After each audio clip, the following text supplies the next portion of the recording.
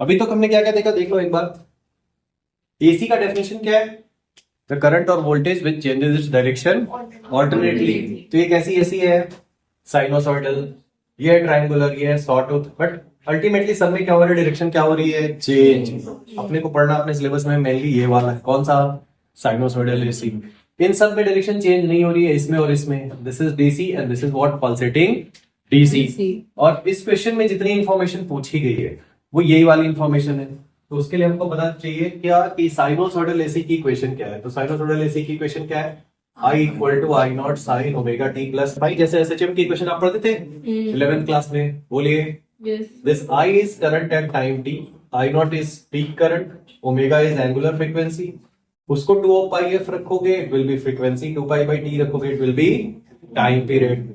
ये पूरा टर्म है फेज, और phi is called initial phase. Phi is called initial phase. और इसमें एक एक्स्ट्रा चीज आपसे पूछी गई है, t इक्वल टू 0 पे करंट कितनी थी, और एक और चीज पूछी गई है, how many times current changes its direction in 5 second. इस इक्वेशन में तो बस आपको इसको उससे कंपेयर कर देना।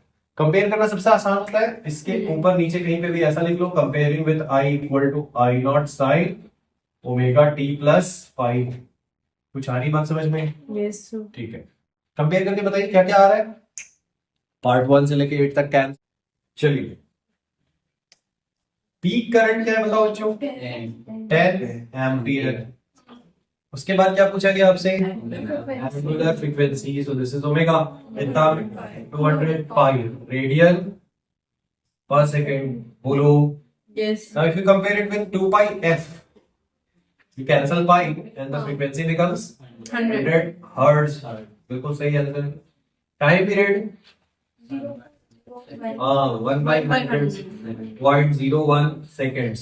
Yes or no? यस। उसके बाद क्या बोला गया आपसे? उसके बाद face. Phase. So this is the phase which basically depends on time. किस पे डिपेंड करता है बोलो? Time पे। टाइम पे। अब कोई टाइम की वैल्यू गिवन रहेगी तो पुट करना है, नहीं तो इसी को लिख देना है। फेज पाई बाई 6 भी लिख सकते हो आप इसको इन रेडियन।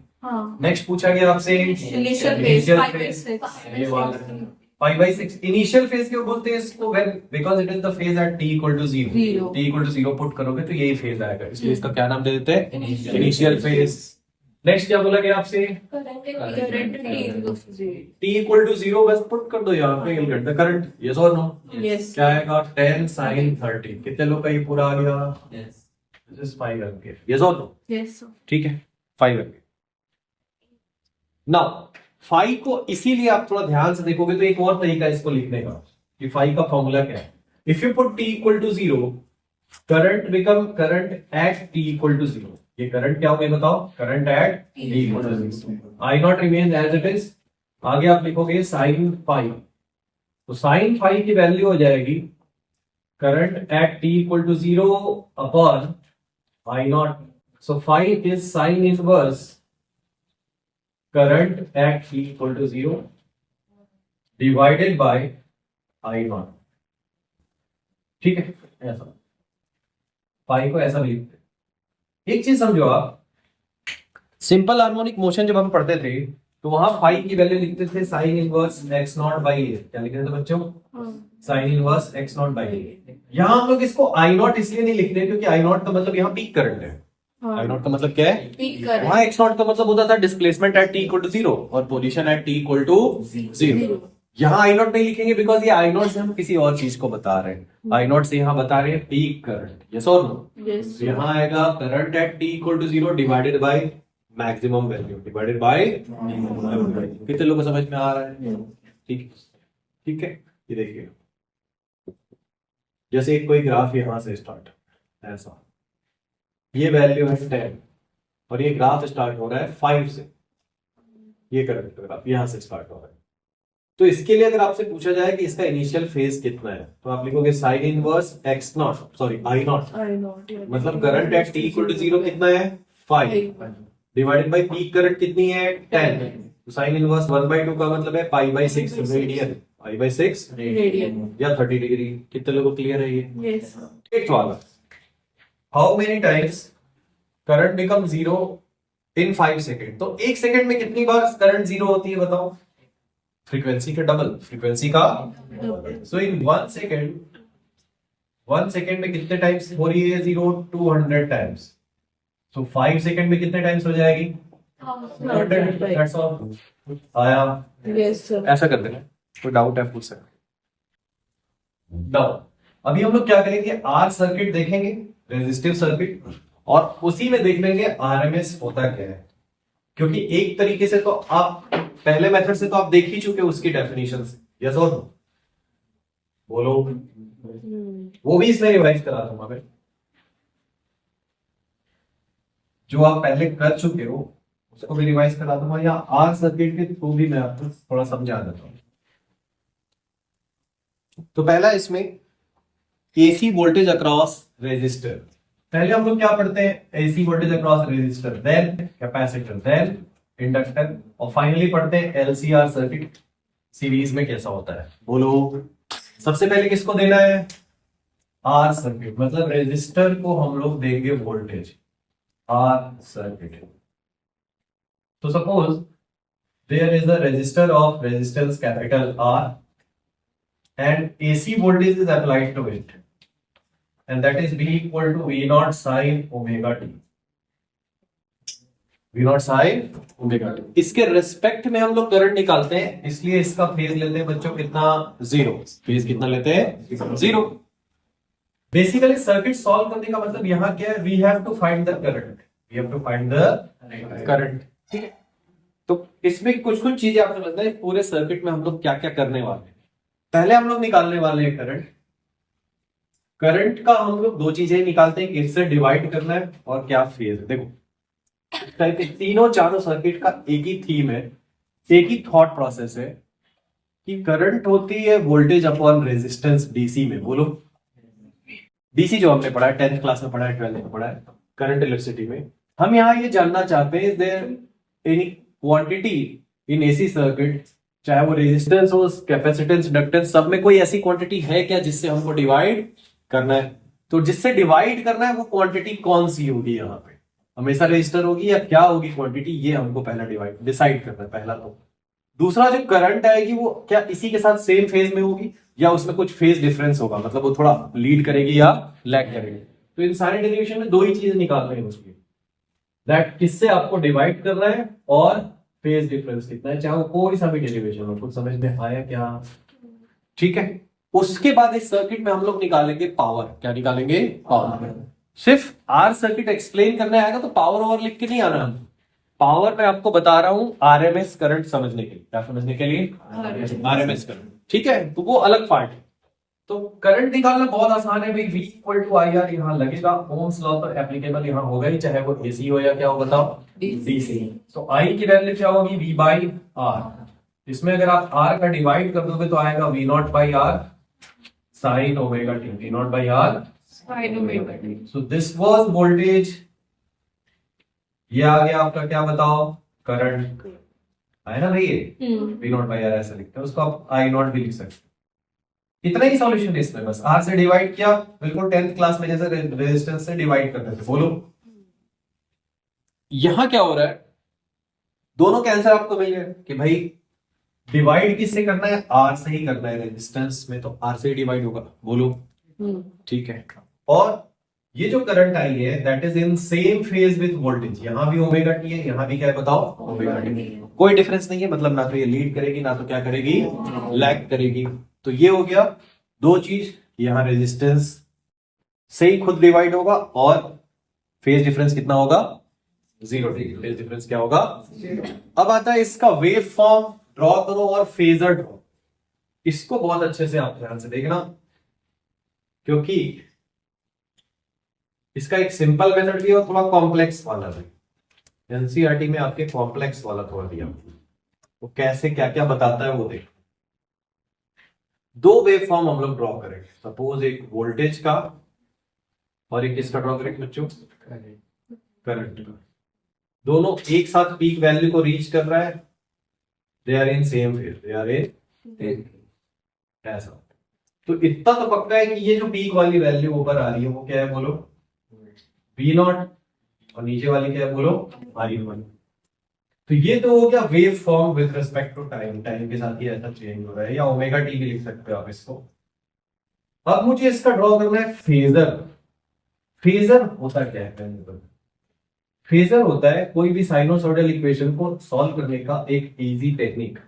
मतलब अगर मुझे इसको ऐड करना है tan sin 30 डिग्री, ठीक है, या ओमेगा टी लिख सकते हो आप इसको, और एक लिखना है tan sin omega t plus 60 degree.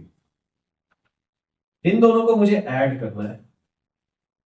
तो एक मेथड होता है एनालिटिकल मेथड, इसको ए लो, इसको बी लो, और इन दोनों को मर्ज करके साइन ए प्लस बी के फॉर्म में लिख लो। वो बहुत लेंदी होता है, वो एसएचएम के लेक्चर में आपने देखा भी है, और चाहो तो वीडियो भी अपलोडेड है उसका पूरा, बट वो बहुत लेंदी मेथड होता है।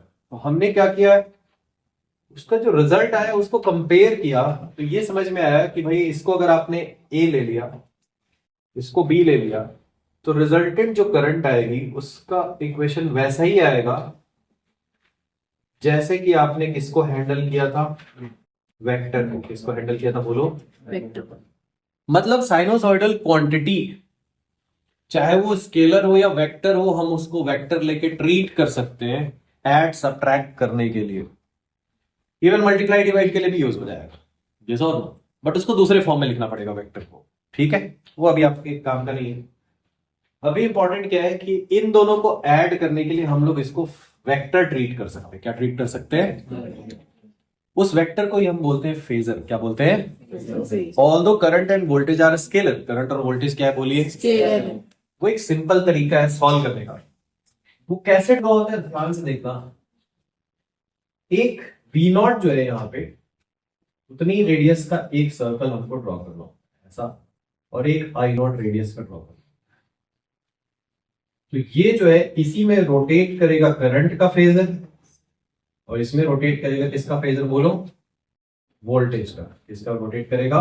वोल्टेज। रोटेटिंग वेक्टर होता है, जैसे जैसे टाइम स्पेंड होगा उसका एंगल चेंज होता जाएगा, यस और नो। ये वैल्यू है V नॉट और ये वैल्यू है I नॉट। अब मुझे किसी मोमेंट पे इसको निकालना है। सपोज ये वाला मोमेंट यहां ले लेते हैं, omega T not. 1 second 2 second की टी नॉट की वैल्यू कुछ भी हो सकती है, 0.1 सेकेंड कुछ भी हो सकती है। मतलब ये जो वैल्यू आ रही है उस मोमेंट का वोल्टेज और करंट बता रही है। जाहिर सी बात है V नॉट से थोड़ा कम ही, V नॉट से थोड़ा क्या बोलो। उसके लिए मैं क्या करूंगा, जितना ये ओमेगा टी है उतने का मैं यहाँ पे एक एंगल ड्रॉ करूंगा, ओमेगा टी का एंगल। उससे क्या होगा, ये दो इंटरसेक्शन मिलेंगे इस सर्कल के ऊपर। दिस इज ओमेगा टी, यहाँ एक मैंने ऐसा परपेंडिकुलर ड्रॉप कर दिया, एक यहाँ परपेंडिकुलर ड्रॉप कर।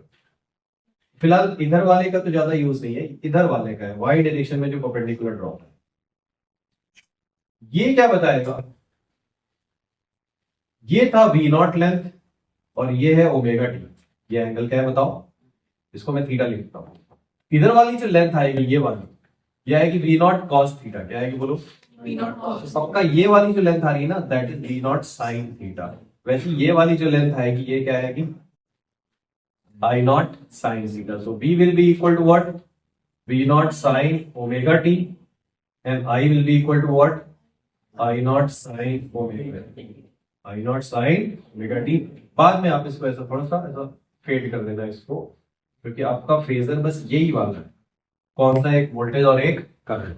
तो इसको डिटेल में समझो, एनसीईआरटी में जो शो किया गया है उसका मतलब क्या है। मतलब ये वाली लाइन को अगर मैं एक्सटेंड करूँ ना, V नॉट इससे मैच होना चाहिए, ये वाला V जो है इससे मैच होना चाहिए, ये वाला I इससे मैच होना चाहिए। इसको अगर आप एक्सटेंड करो ये यहां आ जाएगा, ये वाला इसके पास मैच है।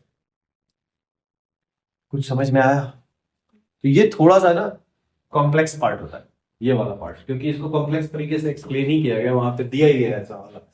इजी मेथड क्या है भाई? इजी मेथड बस इतना है कि ओमेगा टी एंगल पे क्या है बताओ? वोल्टेज है, और ओमेगा टी एंगल पे ही क्या है? करंट है। This is the phasor. तो आप चाहो तो इसमें भी आपको पूरा मार्क्स मिल जाएगा। फेजर डायग्राम अगर पूछा जाए आपसे वोल्टेज और करंट का, किसमें? रेजिस्टिव सर्किट में। किसमें?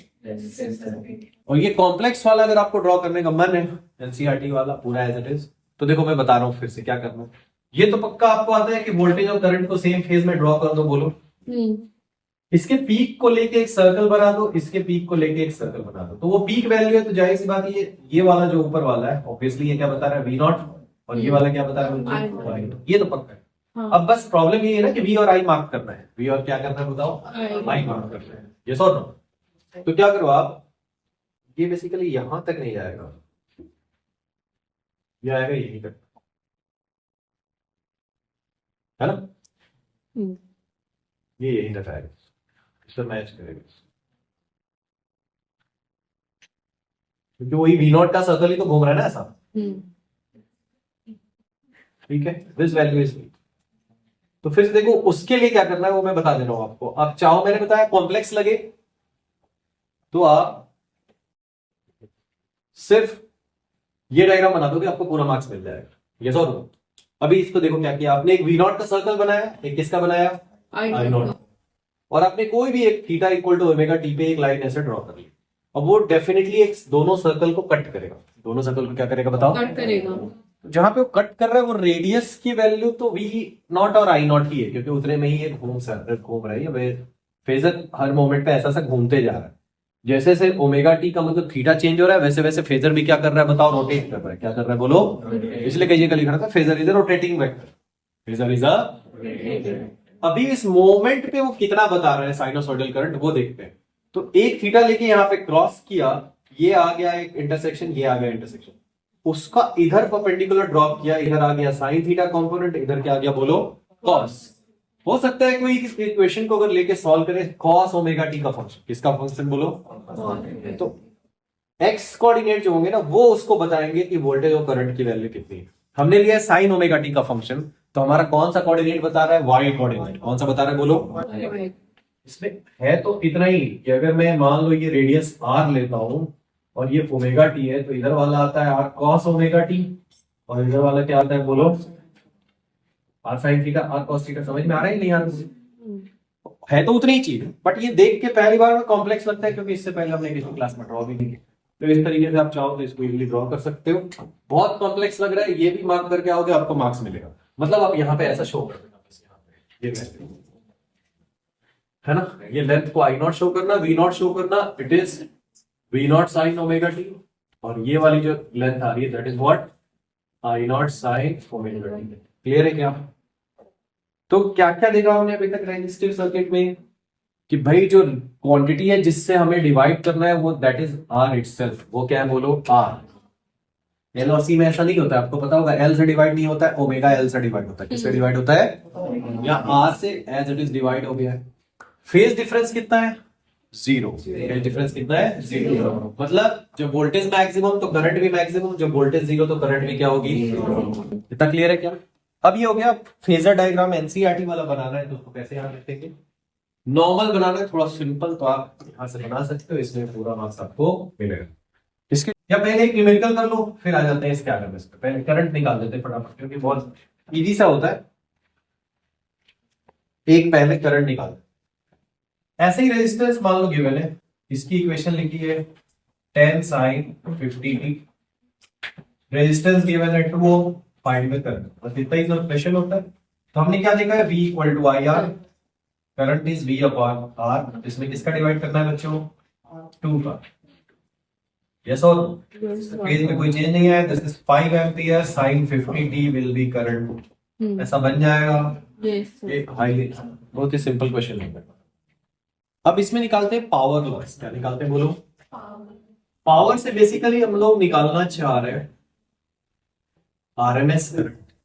पावर लॉस होता है कभी भी आई स्क्वायर, क्या होता है बच्चों, तो आई स्क्वायर की वैल्यू अगर आप निकालोगे, तो अभी हमने निकाला क्या है, V nought sine omega t, इसमें किसका डिवाइड करना होता है, आर का, इसका होल स्क्वायर इंटू व्हाट, कितना आया, हाँ, इस वैल्यू को ही हम लोग क्या लिख सकते हैं बताओ, आई नॉट का square into R sine square omega t. Clear है क्या?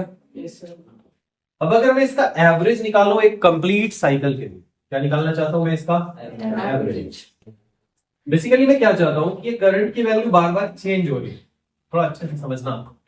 ये जो करंट है इसको मैं क्या लिख सकता हूं, आई नॉट साइन ओमेगा टी। ऐसे किसी भी करंट का मैं एक ऐसा वैल्यू निकालना चाह रहा हूं, एक कांस्टेंट वैल्यू जो उतना ही पावर लॉस दे जितना ये वेरिएबल वाला दे रहा है। फिर से साइनोसॉइडल ये, इसकी जगह मुझे एक कांस्टेंट करंट चाहिए, ताकि यहां का पावर लॉस और यहां का पावर लॉस दोनों केस में क्या हो जाए बताओ, सेम हो जाए। उसी करंट को हम बोलते हैं रूट मीन स्क्वायर। क्या बोलते हैं? Root mean. तो रूट मीन स्क्वायर ही सेम करंट क्यों देता है और उसकी वैल्यू क्यों होती है उतनी, आई नॉट बाई रूट टू। वो दोनों चीजें यहां से आपको क्लियर होगी। अगर मैं इसका एवरेज निकालूं, ये एवरेज का सिंबल है, आई नॉट तो पीक वैल्यू है और ये आर कांस्टेंट है। ये कितने लोगों को समझ में आ रहा है? ना तो रेजिस्टेंस चेंज हो रहा है, ना तो ये पीक वैल्यू चेंज हो रही है। करंट चेंज हो रही है, उसकी पीक वैल्यू चेंज नहीं हो रही। इसको मैं क्या लिख सकता हूं, आई नॉट स्क्वायर आर। ये एवरेज लेंगे हम लोग 1 minus cos 2 omega T by 2। ये क्या चीज है? अपने को पता है कि साइन स्क्वायर थीटा जो होता है ना, उसको हम लोग लिख सकते हैं 1 minus cos 2 theta divided by 2। ठीक है, तो यहां से क्या आ जाएगा बताओ, आई नॉट का square R by 2। Now you to take average of, या हाफ को भी यही रखवा, half minus cos 2 omega t divided by 2। देखो भाई, कांस्टेंट का एवरेज तो कांस्टेंट ही होता है ना। हाफ को कितने बार भी ऐड करके डिवाइड करोगे नंबर से, तो उसका एवरेज क्या आएगा बताओ? हाफ का एवरेज तो हाफ ही आएगा। बोलो, cos 2 ओमेगा टी का कंप्लीट साइकिल के लिए एवरेज क्या आता है? 0।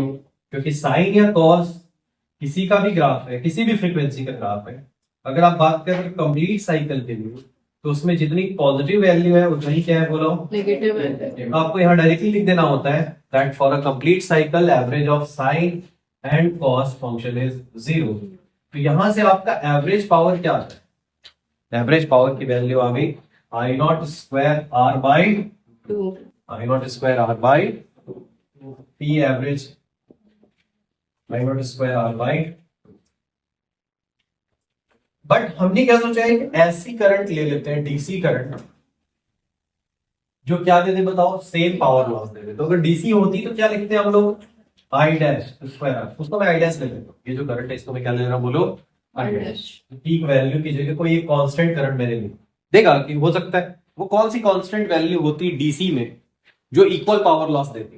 तो यहां से जैसे ही आप कंपेयर करोगे तो आई डैश आ जाएगा आई नॉट बाई रूट 2। क्या आ जाएगा बोलो, आई आई नॉट बाई रूट 2। तो बेसिकली इसको कैलकुलेट करने के लिए आपने क्या किया है, आपने एवरेज लिया है और बाद में ये स्क्वायर आया उसका रूट लिया है। क्या लिया बोलो, रूट। इसलिए इसका नाम आपने क्या दे दिया है, root of mean of square. पहले ये करंट का स्क्वायर किया, अगर आप आर को अलग रख के देखोगे तो क्या किया, इस करंट का स्क्वायर किया, फिर उसका मीन लिया, फिर वहां से आई डैश निकालने के लिए आपने रूट लिया, इसलिए इसका नाम दे दिया गया क्या, आरएमएस। क्या बोल दिया गया। तो ये क्या हो गया, साथ में आप आर सर्किट के साथ भी आप इसको डिराइव कर सकते हो जैसा एनसीईआरटी में गिवन। मान लो अलग से आता है इक्वेशन कि भाई प्रूफ करो कि आरएमएस जो है आई नॉट बाई रूट 2 होता है, या फाइंड आउट करो, तो आपको कुछ नहीं करना है, जो बस मैंने आर मल्टीप्लाई किया है वो मल्टीप्लाई करने की जरूरत नहीं है। ठीक है, तो आप क्या लिखोगे, ठीक ऐसा लिख लो। अगर इसी को बिना पावर के डिराइव करना है तो क्या लिखोगे, if I is this much, I not sine omega T, then RMS value will be what? Root of average of I का square, which is average of sin naught square sin square omega t। आगे पूरा काम वही होगा, I naught आ जाएगा बाहर, sin square के लिए हम लोग लिख देंगे क्या, रूट के अंदर 1 माइनस cos 2 ओमेगा टी का एवरेज। ये सारी वैल्यू किसमें आती जाएगी बोलो, रूट में। किसमें आती जाएगी, रूट में। तो इसका मैंने एक इंटीग्रेशन मेथड भी आपको बताया है, एक ये मेथड भी बताया है। ये आज हमने कर लिया रेजिस्टेंस के साथ में, जैसा एनसीईआरटी में रेजिस्टेंस के साथ में ही कैसे एवरेज निकाल सकते हैं बोलो। तो अगर आपको अलग से डेरिवेशन चाहिए, आप लिखोगे RMS means root of mean of square. इसका मतलब एंगल ब्रैकेट का मतलब क्या है, मीन एवरेज। तो आई की वैल्यू हम लोग पुट करते हैं, आई नॉट कांस्टेंट कॉमन आता है, साइन स्क्वायर को फिर से हम लोग क्या लिखते हैं, पूरा ही लिख देता हूं मैं यहाँ पे 1 minus cos 2 omega T by 2, और इसका एवरेज तो फिर से वही हाफ का एवरेज हाफ रह जाएगा, अगले वाले टर्म का 0 हो जाएगा। क्या हो जाएगा, अगले वाले टर्म का 0। तो हाफ का रूट निकल के आ जाएगा आई नॉट बाई रूट। तो डेरिवेशन इसका इतना सही होता है अगर आपको अलग से करना है तो। वैसे डेरिवेशन आता है तो करना वही चाहिए, हमको ये पावर वाला सर्किट पूरा बताने की जरूरत क्या है। तो मैं क्यों कराया ये मेथड, ताकि आपको आरएमएस कैलकुलेशन के साथ साथ मीनिंग समझ में आए what is the meaning? RMS तो उसका फुल फॉर्म है root of mean of square, ये मीनिंग नहीं है। तो पूछता है what is the meaning of RMS, तो आप ये नहीं बोल सकते root of mean of square, वो तो क्या है उसकी फुल फॉर्म है आरएमएस का, कि निकाला कैसे गया बोलो। बट उसका सिग्निफिकेंस क्या है? तो आप बोलोगे it is that constant current for a given alternating current which gives equal power loss, which gives Equal power loss. so if you replace any alternating current by a constant current such that it gives equal power loss, then that constant current is known as RMS current. उस current को हम क्या बोलते हैं? ये हो गई उसकी मीनिंग। रूट मीन स्क्वायर तो उसका फुल फॉर्म है। उस चीज को समझाने के लिए मैंने आज ये पावर यहां से डिराइव किया। कुछ समझ में आ रहा है? तो हमेशा रिवीजन में कुछ ना कुछ तो रहता है, ऐसा नहीं है कि पूरा का पूरा वही कॉपी पेस्ट रहेगा आपका रेगुलर क्लास, कुछ ना कुछ तो अलग रहेगा। तो आप लिख लो आरएमएस की definition.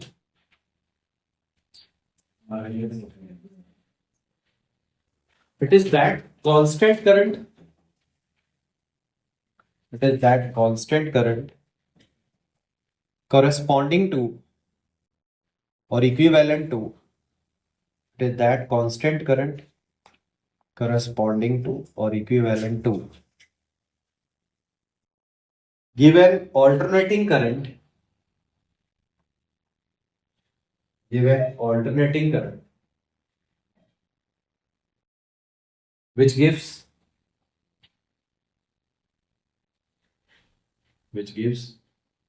equal power loss, equal power loss as given by dash, क्या लिखेंगे? as given by that variable current और alternating current नहीं आया, as given by that alternating current। अब आप लोग बताओ तो थोड़ा इसका सिंपल मीनिंग क्या समझ में आया? हिंदी में बताओ तब, कॉमन लैंग्वेज में। आरएमएस कौन सी करंट होती है? Constant. एक फिक्स्ड वैल्यू होती है, कांस्टेंट करंट होती है, ठीक है। तो उसकी एक फिक्स वैल्यू क्यों है? दूसरी वैल्यू से क्यों रिप्लेस नहीं कर सकते? वो क्या स्पेशल काम करती है? उतना ही पावर लॉस देती है जितना ऑल्टरनेटिव। जैसे आप एवरेज निकालते हो ना, एक बच्चे को 3 टॉफी दी, एक को 2 टॉफी दिया, एक को 1 टॉफी दिया, तो एवरेज आ गया सपोज 3 टॉफी। उसका मीनिंग क्या है? वो तो कैलकुलेशन हो गया, सम डिवाइडेड बाय नंबर। उसका मीनिंग क्या है? कि सबको अलग अलग टॉफी नहीं बांट के सबको उतने ही टॉफी दी होती। मान लो 3 आए तो 3 टॉफी दी होती तो क्या आता? क्या इक्वल आता? सम। टोटल नंबर ऑफ चॉकलेट क्या आता? सेम आता, ठीक है। तो यहाँ टोटल क्या सेम आएगा? पावर। क्या सेम आएगा? कॉन्सेप्ट बस इतना ही, which gives equal power loss, which gives equal. कितने लोगों को समझ में आ रहा है? अब मान लो आपको नहीं बताया, अलग से पूछा जाएगा तो डेफिनेशन लिख के ये डिराइव कर देना है आपको। वहां मैं प्रूफ करके आपको दिखा रहा था कि पावर लॉस सेम आता है। साइन स्क्वायर वाले से स्टार्ट किया तो हम लोग कहां पहुंच गए? आई नॉट बाय, मतलब इधर वाला पावर लॉस उधर वाला पावर लॉस बिल्कुल क्या है बोलो? कितने लोगों को समझ में आया? अब इसी के साथ एक जुड़ा होता है एवरेज। क्या होता है बताओ? एवरेज करंट क्या होती है या एवरेज वोल्टेज क्या होता है, ठीक है। तो ये तो मैंने इस एवरेज मेथड से आरएमएस आपको बताया। एवरेज और आरएमएस का एक और तरीका देखो। आई की वैल्यू सपोज करो आई नॉट साइन ओमेगा टी। किसी भी फंक्शन का जो एवरेज होता है ना, मान लो फंक्शन है एफ, तो वो होता है integration F D T upon integration. ये फंक्शन का एवरेज होता है और ये पूरे 11th ट्वेल्थ में आपने कई बार पढ़ा है। Suppose you calculate average speed, तो ऊपर आएगा स्पीड का integration upon time. It means that is nothing but distance upon time, distance upon.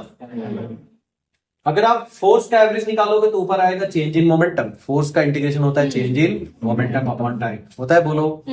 Acceleration suppose आप वेलोसिटी का निकालते हो, किसका निकालते हो? तो आएगा डिस्प्लेसमेंट अपॉन टाइम। एक्सेलरेशन का निकालोगे तो उसका integration change in velocity upon time, बोलो।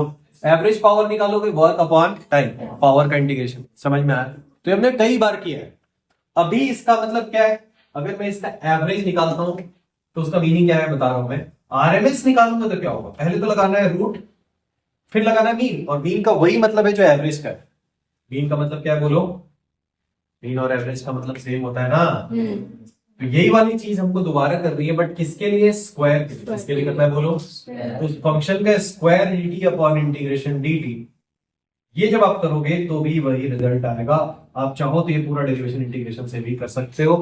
तो मैं यहाँ इंटीग्रेशन अवॉइड कर रहा हूँ क्योंकि मेडिकल वाले बच्चे हैं मैक्सिमम, और एनसीईआरटी में भी नहीं दिया है इंटीग्रेशन वाला मेथड, तो क्यों जाए जबरदस्ती इंटीग्रेशन पे? बोलो।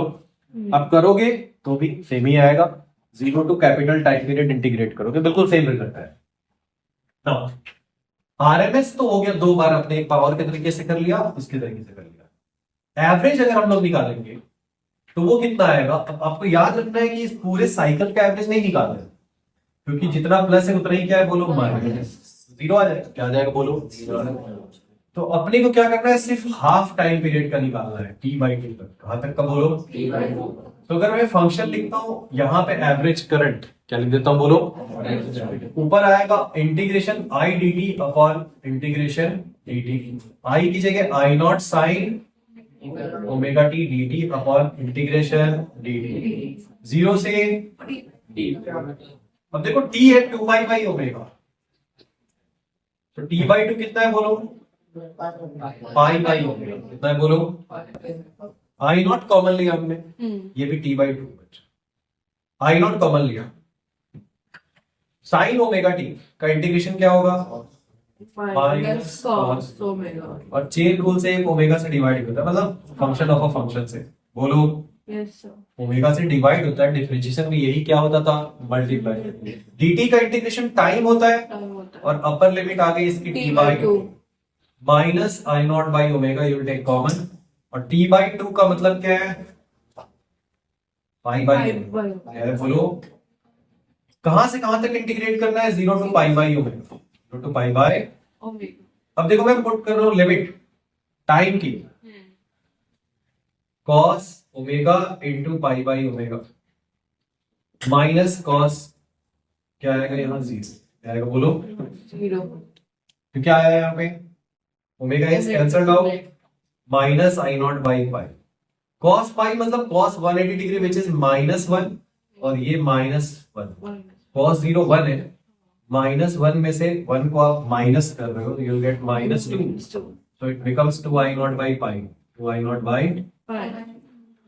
फिलहाल ये टेक्स्ट बुक में एज इट इज मेंशन नहीं है कि एवरेज निकालो, ठीक है, बट आरएमएस हो सकता है कि आरएमएस अगर गिवन है तो एवरेज भी पूछ सकते हैं। तो this is the derivation for average. इसके लिए डेरिवेशन है जी, समझो ये। अगर मैं चाहूं तो इसी तरीके से किसका भी निकाल सकता हूं, आरएमएस का भी। किसका भी? बस ये आई नॉट की जगह क्या हो जाएगा? स्क्वायर, आई naught square sine square omega T. उसके बाद लास्ट में क्या हो जाएगा? रूट। क्या ले लेंगे इसका? वहां से भी सेम वैल्यू है, बट अभी पिछला वाला जो डेरिवेशन आपने पढ़ा उसमें कहीं पे भी क्या नहीं था? इंटीग्रेशन। क्या नहीं था बोलो? इंटीग्रेशन। कितने लोग को समझ में आ रहा है? दूसरी बात, आरएमएस को आप चाहे हाफ टाइम पीरियड के निकालो या फुल टाइम पीरियड के लिए, वैल्यू बिल्कुल क्या आती है? हमेशा सेम। बट एवरेज हम लोग सिर्फ हाफ टाइम पीरियड के लिए क्यों निकालते बच्चों? फुल वाले का 0 हो जाएगा, फुल साइकिल का 0 हो जाएगा। दूसरा, थर्ड इंपॉर्टेंट चीज जो कि कम पूछा जाता है जनरली, या कम बच्चों को भी पता होता है, ये कि आरएमएस का सिग्निफिकेंस क्या था? A constant value which gives equal power. Equal, तो वैसे ही कुछ इसका भी तो सिग्निफिकेंस होगा। तो a constant value which gives equal, क्या सम? करंट का सम तो करंट होता है। Equal charge flow, equal. इस हाफ साइकिल को रिप्लेस करता हूं अगर मैं कांस्टेंट वैल्यू से, यहां एक ऐसा कांस्टेंट वैल्यू उतना ही टाइम पर, तो ये एरिया और ये पूरा एरिया क्या होगा बच्चों? सेम होगा, क्योंकि करंट वाले ग्राफ के नीचे का एरिया होता है चार्ज ट्रांसफर। क्या होता है बोलो? तो अगर मैं 2i नॉट बाई पाई, ये मान लो i नॉट है, इसकी जगह 2i not by pi value पे एक लाइन ड्रॉ करता हूं यहां तक, तो इसका मतलब ये जो पूरा एरिया था और ये जो रेक्टेंगल का एरिया बन रहा है, वो दोनों एरिया एग्जैक्टली क्या होना चाहिए? सेम होना चाहिए। क्या होना चाहिए बताओ? So RMS and average both are the constant value which replace the sinusoidal value. Sinusoidal value को हम लोग क्या करते हैं? रिप्लेस करते हैं किससे? एक कांस्टेंट वैल्यू से। बट एक बार उस वैल्यू को हम एवरेज बोलते हैं और एक बार क्या बोलते हैं? आरएमएस। क्योंकि जब एवरेज निकाल रहे हैं तो हम लोग ऐसी कांस्टेंट वैल्यू ले रहे हैं विच gives equal charge flow, equal. और आरएमएस में वो ले रहे हैं विच गिव्स इक्वल पावर लॉस। बोलो, क्योंकि इसका मतलब ही है ऊपर चार्ज फ्लो। क्या मतलब है? बोलो। Charge flow. ये है चार्ज फ्लो और ये है constant value into time, that is also a charge flow. ये कितने लोग समझ में आ रहे हैं? ये इंपॉर्टेंट चीज। आरएमएस का मतलब क्या है? एक constant current, a constant current which gives equal as done by variable current, as done by the variable current. और आरएमएस का मतलब है again a constant current which gives equal charge, yes और no, as done by variable but for half cycle, but for क्योंकि full cycle में आ जाएगा वो जीरो। कितना आ जाएगा? बोलो। जीरो। तो कंफ्यूज मत होना, है ना? दो तीन तीन डेरिवेशन देख के कंफ्यूज नहीं हो। दोनों उसमें करना है आपको। पहला अभी जो लिखा है तो छोटा सा डेरिवेशन आरएमएस वाला, बाई चांस अगर इसका आया तो इसमें इंटीग्रल वाला कर सकते हो, बहुत ज्यादा डिफिकल्ट नहीं है। कुछ आया बाई चांस अगर एवरेज का आता है तो इसको देख लो। अभी तक जितना पढ़ा उसको देखिए। इसमें करेंगे दो टाइप के क्वेश्चन। एक तो आपका एनसीईआरटी का क्वेश्चन है 7.1, फिर उसके बाद होता होगा इसमें नीट में क्या क्या आता है। इधर देखो, इसमें लिखा light bulb is rated eight 100 what, rated eight 100 what 220 volt supply. What is the resistance of the bulb? What is the peak voltage? And what is the RMS current through the bulb? तीन चीजें निकालनी है। पहली बात तो देखो, rated जो rating की जाती है ना वो RMS पे ही होती है। किस पे होती है? बोलो। अगर ये लिखा हुआ है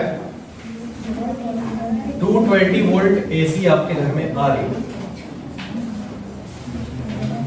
तो ध्यान दो बेटा, 220 वोल्ट एसी आ रही है तो इसका मतलब नहीं है कि 220 तक ही जा रही है।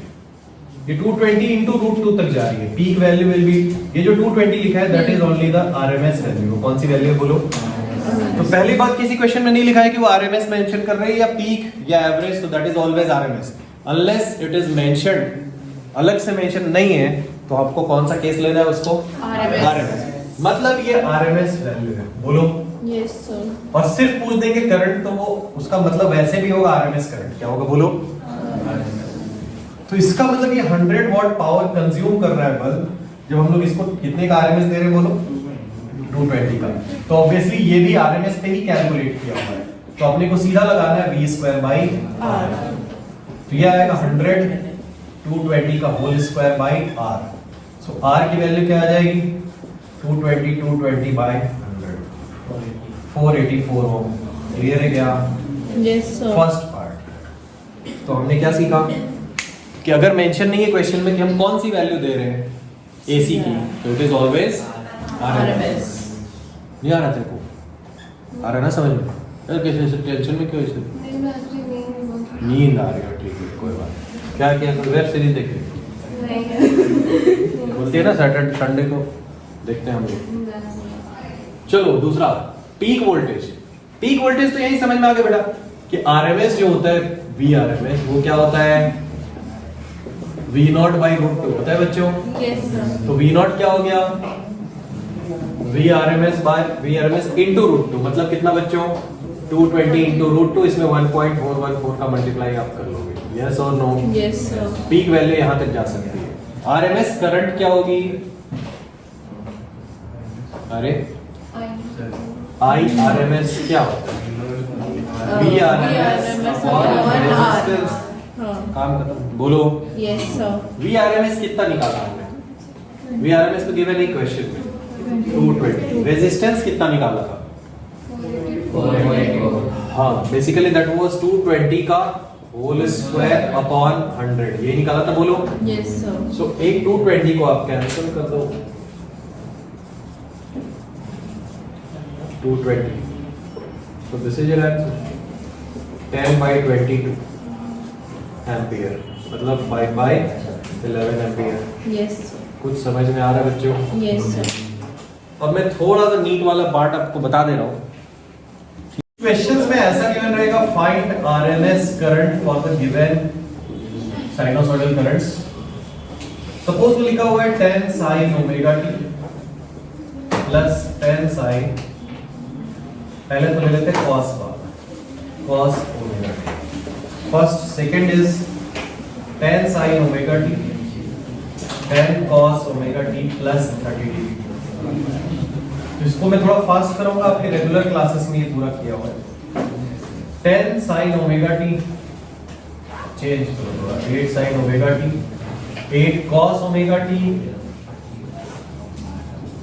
Minus 30 degree, 12 sin omega T 12 sin omega t plus 120 degree, 20 sin omega T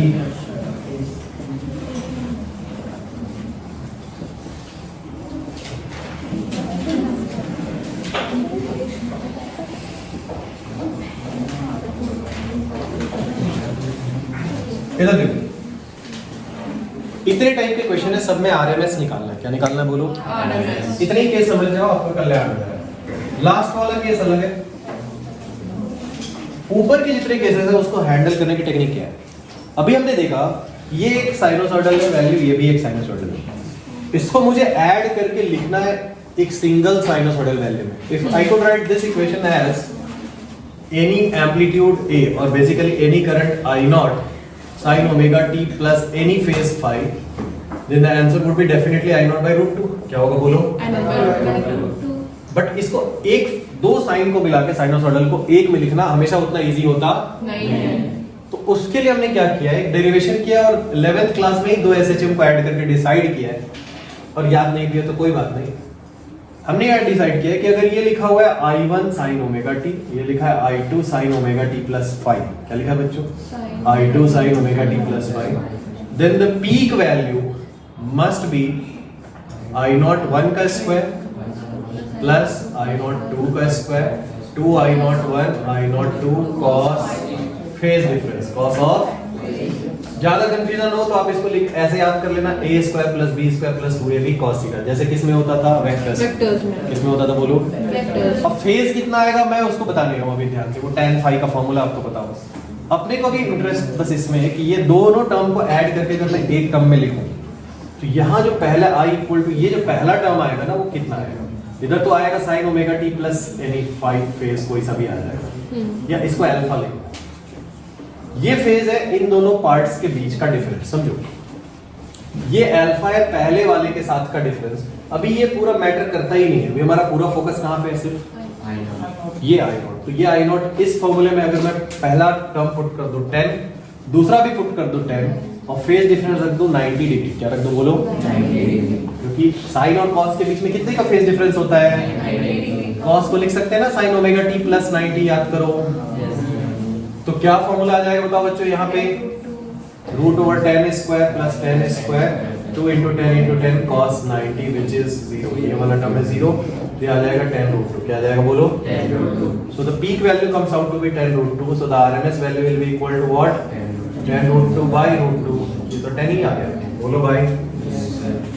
मान लो यहाँ पे 8 sin ओमेगा टी और 6 cos ओमेगा टी लिखा रहता तो फॉर्मूला हमारा था root over 8 square plus 6 square 10 आता और आंसर होता 10 by root 2। क्या होता बोलो? 10 by 2। तो 90 डिग्री पे ऐड करना बहुत आसान होता है, ये तो पाइथागोरस थ्योरम होता है। मान लो इधर आ गया आपका I0 1, इधर आ गया I0 2, ये भी था 10, ये भी था 10, तो ये 10 root 2 तो आना ही था, बोलो। ठीक है, तो उसमें ये वाला टर्म भी निकालने की जरूरत नहीं पड़ती, ये पूरा टर्म क्या हो जाता है बताओ? 0। क्या हो जाता है? फिर से समझो, दो साइनोसॉइडल टर्म थे, हमने क्या किया? दोनों को ऐड करके एक के फॉर्म में लिखना चाहा। तो जब हम उसको एक के फॉर्म में लिखेंगे तो ये जो पीक वैल्यू आएगी that will be decided by this formula. I0 1 पहला वाला है, I0 2 दूसरा वाला पीक वैल्यू है, तो वहां से टोटल पीक वैल्यू जो इफेक्टिव आएगी वो आएगी रूट ओवर 10 का स्क्वायर प्लस 10 का स्क्वायर व्हिच इज 10 रूट 2 से क्या कर दिया बच्चों? डिवाइड। अब क्वेश्चन नंबर 2 में फेज डिफरेंस कितना है बताओ तो थोड़ा?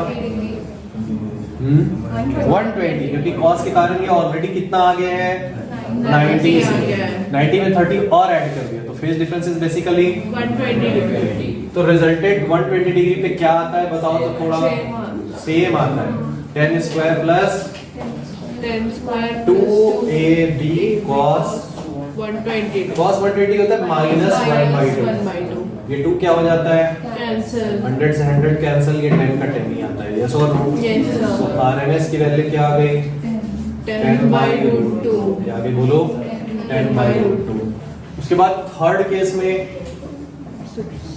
डिग्री है प्लस 90 माइनस 30, Minus. मतलब phase difference is 60 degree 60 degree. 60 degree पे अगर आप ऐड करोगे हाँ तो रूट 3 टाइम्स आता है a square plus b square 2ab cos 60 8√3, तो पीक वैल्यू आ गई, हाँ तो आरएमएस क्या आ जाएगी 8√3/√2 8√3/√2। फोर्थ में भी 12 और 12 का 12 आएगा, हाँ तो आंसर क्या आएगा बताओ डायरेक्टली 12/√2। Very good. फिफ्थ में 60 डिग्री पे क्या आता है √3 टाइम्स, यस और ये तो निकाला है, तो इसका मतलब क्या आ जाएगा वो 20√3 आरएमएस निकालेंगे तो बाय√3। बोलो यस इसका मतलब ये है कि ये क्वेश्चन और ये क्वेश्चन बिल्कुल क्या है बोलो सेम है और ये क्वेश्चन और ये क्वेश्चन क्या है सेम। Same. फेज के केस में बोल रहा हूं मैं, एम्पलीट्यूड अलग है, हाँ। फेज डिफरेंस क्या है बिल्कुल Same सेम है। है। तो ये रिजल्ट हम लोगों ने इलेक्ट्रो में देखा है, ग्रेविटेशन में देखा है, 10 बार देखा है, बार बार क्या कि ए और ए को अगर मुझे ऐड करना है, कितने एम्पलीट्यूड वाले दो वेक्टर को ऐड करना है ए और A और ए, तो ये सबको डायरेक्टली ओरली भी कर सकते हो आप, वो मेथड में बता रहा हूँ। ए और ए को 0 डिग्री पे ऐड करते हैं तो कितना आता है बताओ, थीटा इक्वल टू 0 डिग्री पे दो वेक्टर को ऐड करते हैं तो रिजल्टेंट क्या आता है 2a। आता है अपोजिट ऐड करते हैं तो क्या आता है, मतलब 180 डिग्री पे ऐड करने से क्या आता है बोलो Zero आता है। रिजल्टेंट 90 डिग्री पे क्या आता है √2a आता है, वेरी गुड। 120 पे क्या आता है सेम ए आता है a का a ही आ जाता है, हाँ। और 60 डिग्री पे क्या आ जाता है √3 है √3 आ जाता है। अगर आपको ये वाली चीज डायरेक्टली पता है जो कि कोई अलग चीज नहीं है, यहीं से निकल के आई है इस फॉर्मूले से, बोलो yes √a² + b² + 2ab cos theta. Cos। तो ये कैसे सॉल्व होगा ओरली, 90 डिग्री है a और a, √2a आया तो 10√2 आया, उसको √2 से डिवाइड करना है, बोलो ओरली कैसे करना है ये देखो, ये cos के कारण ये ऑलरेडी कितने से लीड कर रहे हैं 90 90 से, से। 90 + 30 120 120 में 10 और 10 को ऐड करेंगे क्या आएगा 10 आएगा, तो 10 डिवाइडेड बाय √2 ये हो जाएगा, बोलो।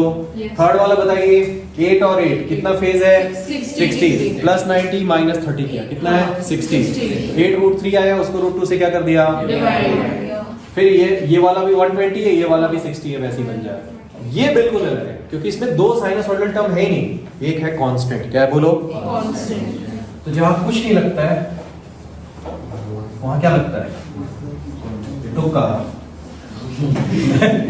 नहीं ऐसा नहीं लगता, वहां लगता है उसकी बेसिक डेफिनेशन, उसकी बेसिक डेफिनेशन क्या है बताओ, आरएमएस की root of mean of square, बोलो यस बोलते होते नहीं हो आप। इसका मतलब ये जो 4 sin ओमेगा टी ऐसा लिखा है, इसका स्क्वायर करोगे और dt करोगे और नीचे टाइम पीरियड से इंटीग्रेट करोगे, इतना जब झमेला आप कर लोगे तो फाइनली क्या आएगा वो मैं आपको बता रहा हूं। सीधे जो आरएमएस की वैल्यू आएगी ना वो क्या आएगी बताओ, रूट ओवर इस 4 का स्क्वायर और इसके आरएमएस का स्क्वायर। बट ये सिर्फ तभी करना है जब एक कांस्टेंट है और एक क्या है बताओ आरएमएस। नहीं तो आप पिछले वाले केस में सब में ऐसे ही मत कर देना कि पहले आरएमएस का स्क्वायर और दूसरे आरएमएस का स्क्वायर, तो फिर तो उसमें फेज डिफरेंस देखने की जरूरत ही नहीं रहेगी, बोलो। तो ये मेथड सिर्फ कब करना है जब एक कौन सी वैल्यू हो, दूसरा साइनसॉइडल वैल्यू, बोलो। तो भाई 4 का स्क्वायर कर दिया और इसका स्क्वायर कर दिया 6/√2 का स्क्वायर। आप ऐसा भी याद कर सकते हो कि अगर अकेला ये होता तो इसका आरएमएस 4 होता, बोलो, और अकेला ये होता तो इसका आरएमएस 6/√2, ये दोनों का स्क्वायर करके हमने ऐड किया है, आया। तो इससे सीधे क्या आ जाएगा आपका बताओ, आरएमएस आ जाएगा। इसको फिर √2 से डिवाइड करने की जरूरत नहीं नहीं है, ये डायरेक्ट आरएमएस वैल्यू ही बताता है आपका। तो समझ में आ रहा है? Yes. तो कितना आया ये बताओ? 16 और ये 18 आएगा, 3 √2 का स्क्वायर है, यस और नो? Yes. इसका मतलब कितना है ये? √34। तो ये थोड़ा सा अलग ही क्वेश्चन होता है, चाहे वो नीट हो चाहे मेंस के लिए। √a² plus b²/2, a² plus a² plus b²/2 का √ओवर ही डायरेक्टली लगाना है, तब जब एक रहेगा कांस्टेंट और एक क्या रहेगा? साइनसॉइडल। ठीक है, तो नेक्स्ट क्लास में हम लोग करेंगे LCR circuit, L circuit, C circuit और R सर्किट। R तो हो गया आपका, LCR बोल रहा हूँ, LC एंड LCR।